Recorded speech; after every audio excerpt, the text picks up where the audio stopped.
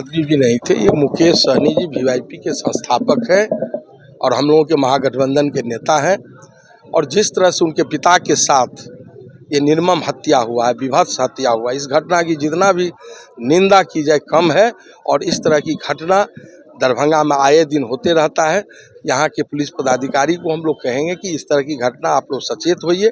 इस तरह की घटना यदि फिर घटित होती है तो हम लोग सड़क से सदन तक हम लोग इस आवाज़ को उठाएंगे ही नहीं, हम लोग सड़क पर उतर। हम कह रहे हैं कि सरकार को जो भी अपराधी है उसको तुरंत गिरफ्तार करना चाहिए और सरकार को कड़ी से कड़ी कदम उठाना चाहिए।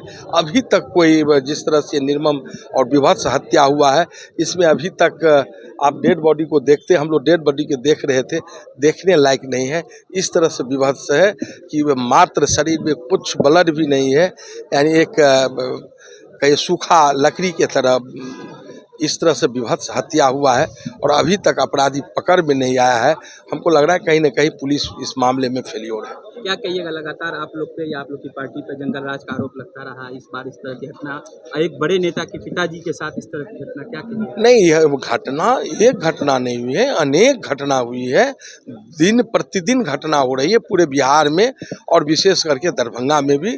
तो हम लोग तो कहें कि दरभंगा में यदि यहाँ के पुलिस पदाधिकारी, पुलिस कप्तान और पुलिस के बड़े अफसर नहीं छेते और पुलिस पदाधिकारी, तो हम लोग इसको सड़क से सदन तक हम लोग इस मामले को उठाएंगे और पुरजोर ढंग से उठाएंगे कि इस तरह से पुनरावृत्ति घटना का नहीं हो।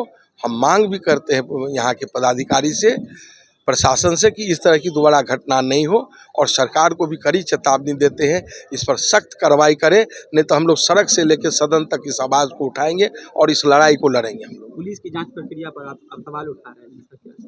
अभी तक तो पुलिस कुछ जांच ही नहीं की है। पुलिस कोई जिस तरह से विभत्स और निर्मम हत्या हुई है, अभी तक पुलिस को इस पर पकड़ना चाहिए। कोई भी अपराधी तो अभी तक पकड़ाया नहीं है। इतना बड़ा घटना हो गया, एक मुकेश सहनी जी के पिताजी और जनप्रतिनिधि, मान लीजिए दूसरे जनप्रतिनिधि नहीं सुरक्षित है, तो आम जन की क्या बात करेंगे हम? आम जनता की हम कहाँ से सुरक्षा दे पाएंगे? तो ये सरकार पूरी तरह से विफल है आम जनता और आम जन को सुरक्षा देने